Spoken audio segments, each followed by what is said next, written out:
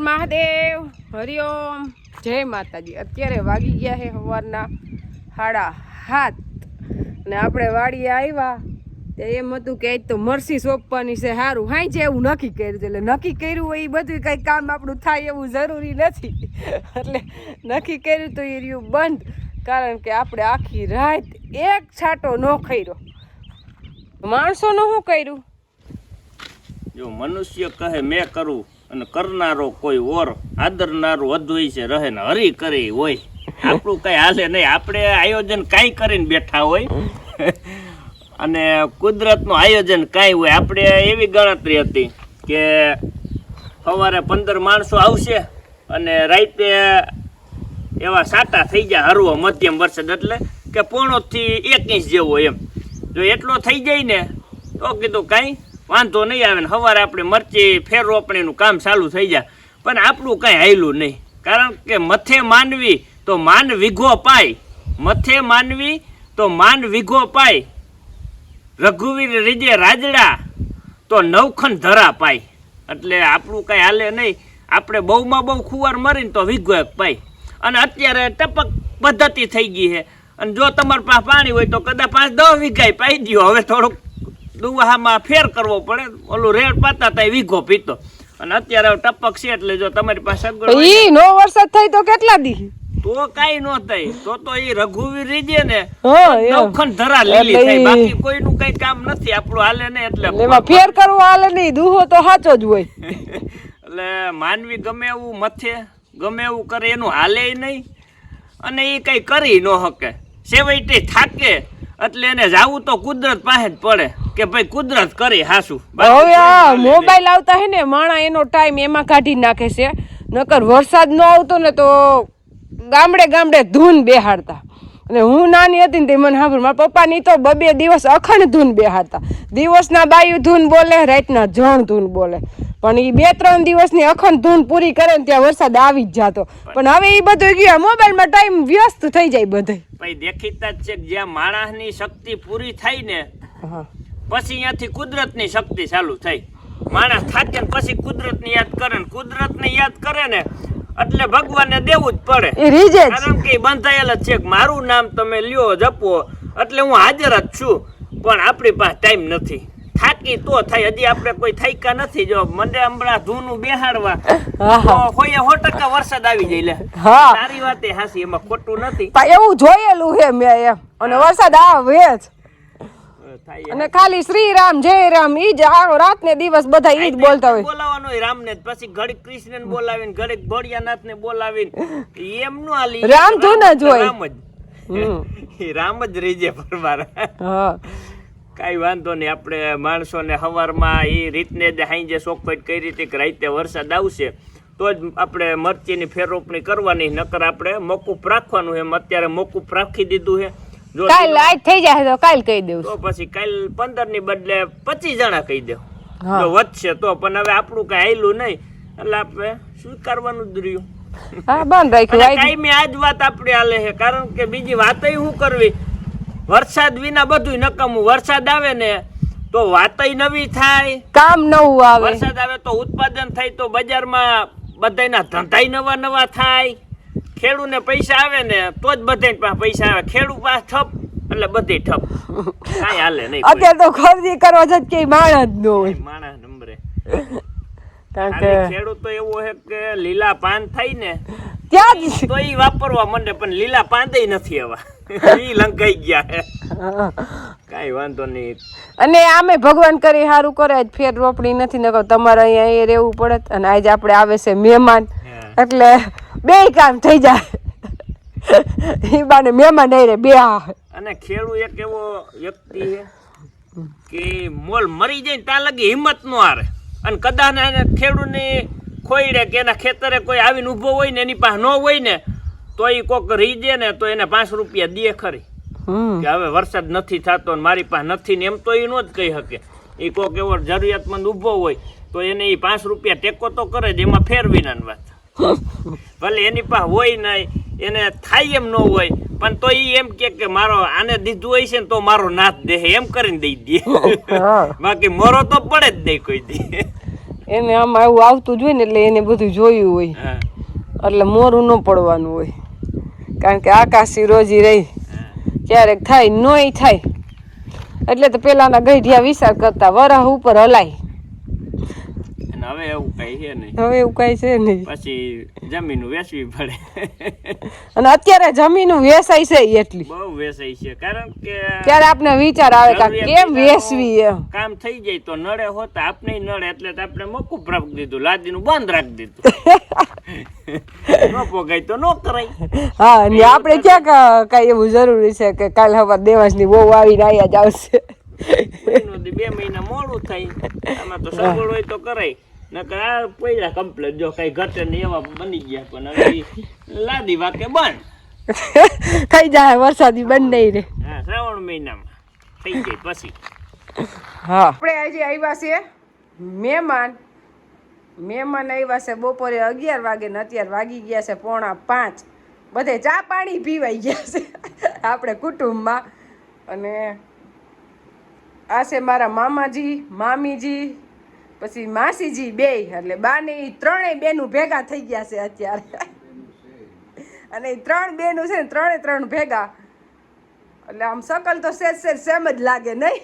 બેનું અડસર આવી જાય.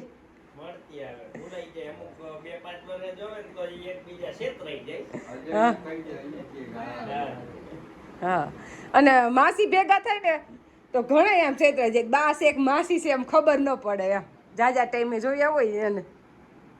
એટલે આપણે મહેમાન એ તો માઈકા નો આવે, ઓચિંતા ના આવે, આપણે મેની રાહ જોઈશી, પણ મે નો આવ્યો પણ મહેમાન આવ્યો. એટલે મહેમાન આવ્યા ને એટલે હવે લગભગ મે આવશે જ, અંધારો તો ફૂલ છે એટલે.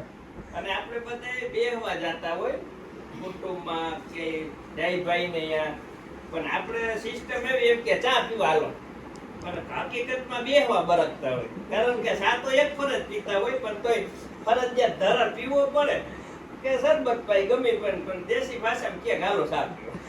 એ બધા એમ જ કે આપણે નાઈટમાં ગયા હોય ને તો નો બોલાય ને તો એમ કે એને ચા પીવાય, આપણે બોલાવ્યા કે ને બધા, એટલે ચા પાડી જ પીવા કહેવાય. એ વિવેક છે, કોઈને પીવો હોય કે એવું ન હોય, પણ એ વિવેક હોવો જોઈએ ને. અને અમારે અહીંયા મહેમાન આવે એટલે બધા સીધા પહેલાં મળવા આવે, પછી ફરજિયાત ચા પાણી પીવા જવાનું જ લઈને, એ સિસ્ટમ જ છે. અમારા ઘર આખા અહીંયા 5-6 છે, પણ બધે જવાનું.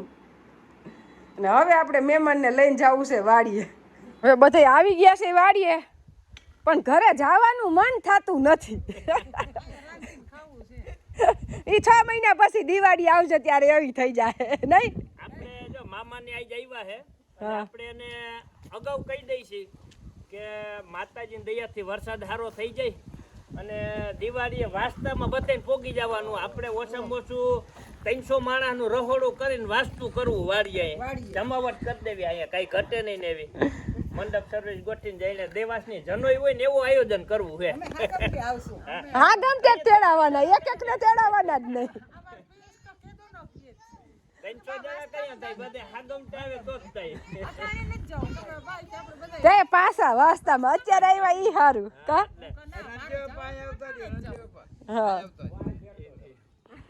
વાસ્તુ તો હે ને કઈ ઘટે નહીં ને એવું જ કરવું હે.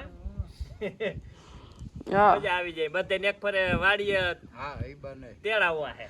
હા, ઈ બાને આવી. અત્યારે કોઈને ખુશીથી કોઈ આટો મારવા આવતું નથી. માસીએ કીધું એની વેણે રહેવાનું છે આખા ઘરને. ઈ તમે હવે નિવૃત્ત થઈ ગયા ને એટલે ખુશીથી આવી શકો. જાઓ હવે તમે નિવૃત્ત થઈ ગયા, આમ છોકરાઓ થઈ ગયા, બધી છોકરીઓ હારે એટલે નિવૃત્ત જ કહેવાય ને એમ. એમ તો ખૂટવાનું જ નથી. હા, એ તો બધા એમ જ હોય. અમારે બાને દેવા છે સાંભળે ને આવે થઈ. ભાંડેડા ભેગા થઈ ને એટલે પછી કઈ ઘટે જ નહીં. ઓલું નથી ગીત મામા ફૂઈના પોયરા રે અમે ગોંડલિયો કેરા ને એવું કંઈક છે ને, એમાં ભાઈ બહેનો ભેગા થયા ને એટલે આનંદનો કોઈ પાર જ નથી, કાંઈ ઘટે જ નહીં ને. આજ તો પાછો વરસાદી માહોલ અને એમાંય ભજીયા બનાવે છે. હવે એ પાછા નહીં ને ખબર,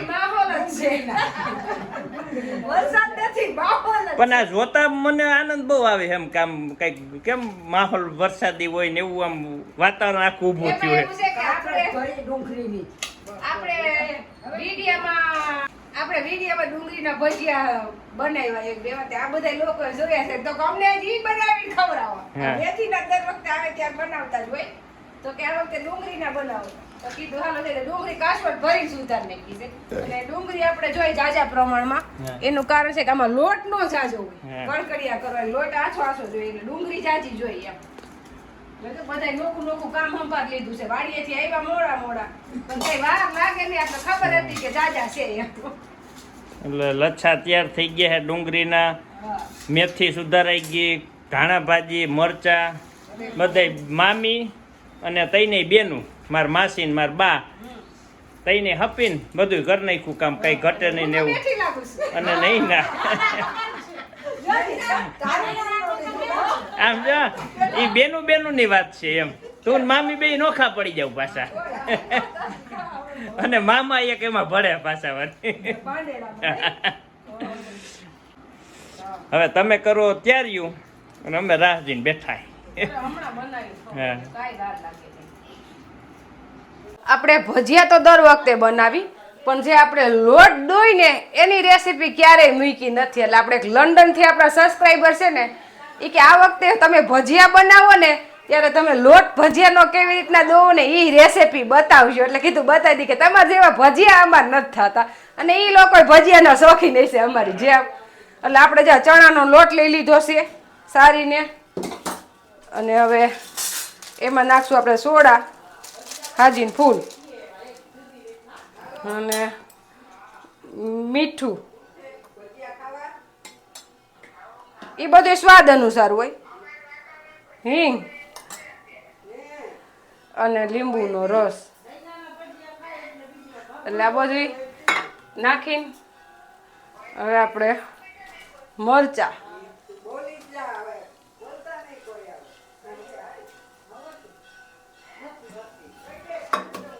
અને ધાણા ભાજી અને મેથી અને જેમ મસાલો આ બધો જાજો હોય ને એમ ભજીયા હારા થાય ખાલી લોટના ભજીયા હારા થાય નહીં અને હાથ મીઠા ન હોય કોઈના બધું નાખીએ એટલે અસલ જ બને એટલે હવે આપણે આ મસાલો તૈયાર થઈ ગયો હવે આને મિક્સ કરીને સીધા ભજીયા પાડવાના છે પાણી નાખવું પડશે પાછું એમાં અને હવે આપણે ડુંગળીની આ મામીની એવા કે અમે વિડીયામાં જોઈએ ને તમને બહુ ગઈમાં એટલે હવે આપણે એનું કહી જ દઈ એટલે પહેલાં એમાં મીઠું પછી આદુ ખમણીને અને અમારા બેડિયાના ભજીયા તો વખણાય છે બધા આવે એ વખાડે છે બધા કે તમારા જેવા ભજીયા ન ખાય એટલે તો આપણે ધીરુભાઈ જામજોધપુરથી ધક્કો ખાય ભજીયા ખાવા અને આ લીંબુનો રસ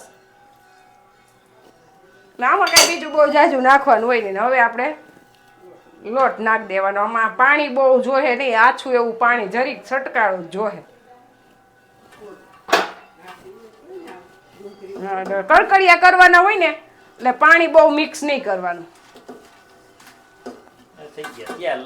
હા લચ્છા કરી લીધા આપણે ડુંગળી ગોળ ગોળ કટિંગ કરીને એના લચ્છા કરી લેવાના અને હવે બે તેલ તૈયાર થઈ ગયા છે હમણાં ભજીયા આરતી થઈ જાય ને એટલે બે જગ્યાએ ભજીયા બનાવીને તમે બધા બેસી જાવ જમવા એક આયરે હા એમાં હે ને તળતા બહુ વાર લાગે અને એનું તેલ આકરું આવી જાય ને ઓનું તેલ માપનું હોય ને કે ઓલા ભજીયા પાછા કાસા રહી જાય હા જો આપણે કેટલેક કામકાજ પૂર્યું હોય કેટલીક વાર છે કઈ વાર નથી યાર થઈ ગયા તો આપણે માસીને લઈ લીધા કેવા ભજીયા ડુંગળીના લચ્છા આપણા થઈ ગયા ત્યાં અને અહીંયા તરવાનું ચાલુ છે અને એમાં નૈના મીંડી છે ગોટા બનાવવા અહીંયા મેથીના બનવા માંડ્યા ડુંગળીનો પેલો સ્ટોક કરી લીધો એને કડકડિયા કરવા હોય એટલે એને થોડી તળતા વાર લાગે એટલે બધા એકાયરે બેહે તો બધું ન પહોંચે હવે મેથીનો ચડી જાય ને ગાળવો પછી બધા બેહી જાય બધા એકાયરે બબે ભજીયા જ ભાગમાં આવવા જોઈએ પણ ગરમા ગરમ ખાવા જોઈએ તો જ મજા આવે હા ભજીયા હે ને ઢગલો કરી દે ને તો કોઈ દી મજા ન આવે. ગમે એવા ભજીયા હોય ને તોય બબે ભાગમાં આવે ને એટલે તમને બહુ મજા આવે. એટલે મીઠા જ લાગે કારણ કે ઠરે ને ઈ વસ્તુ ગરમા ગરમ અમાર દેવાંશ તો વાટકો ઢાંકીને ભજીયા ખાવા આવે.